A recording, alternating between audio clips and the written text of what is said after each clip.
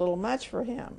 But actually, I believe that her succession of illnesses during that marriage kept it from having any chance of succeeding. He just couldn't cope, and neither could she.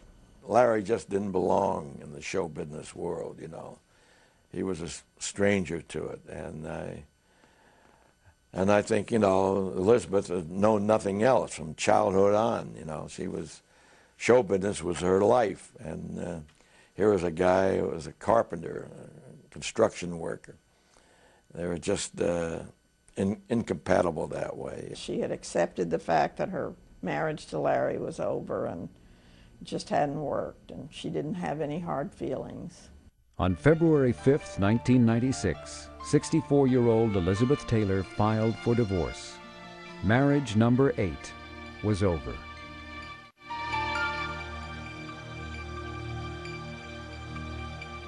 When the True Hollywood story continues, Elizabeth Taylor stares death in the face one more time. And of course, the ultimate brain surgery. She has really been through the mill.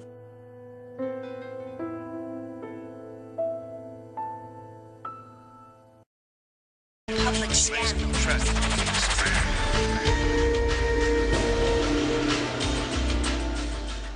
Over a 3-year period, from 1994 to 1997, Elizabeth Taylor suffered through the loss of her mother, painful health problems, and a divorce from her 8th husband.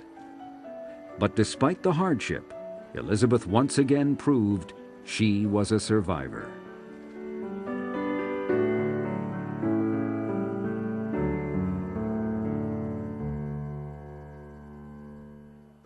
On February 20th, 1997, Elizabeth faced one of the toughest battles of her life when she underwent surgery for the removal of a benign brain tumor. 6 days later, on February 26, 1997, just 1 day shy of her 65th birthday, Taylor emerged from Cedars-Sinai Hospital in Los Angeles with a new lease on life. Miss Taylor is resting comfortably in the intensive care unit here at the hospital. The tumor appears to be benign. The tumor is totally removed. Throughout the late 1990s, Liz Taylor continued to champion the fight against AIDS. By the turn of the century, she had raised more than $120 million for that cause. And need only the courage of our convictions. Those convictions will be our final passport to success. During the summer of 2000, Elizabeth was again hospitalized briefly with pneumonia. But the 68-year-old actress bounced right back to make another movie. In the ABC comedy These Old Broads, Taylor teamed up with legendary leading ladies Shirley MacLaine, Joan Collins, and Debbie Reynolds, her former romantic rival. The film was the 56th of Taylor's storied career. Elizabeth has a great life force.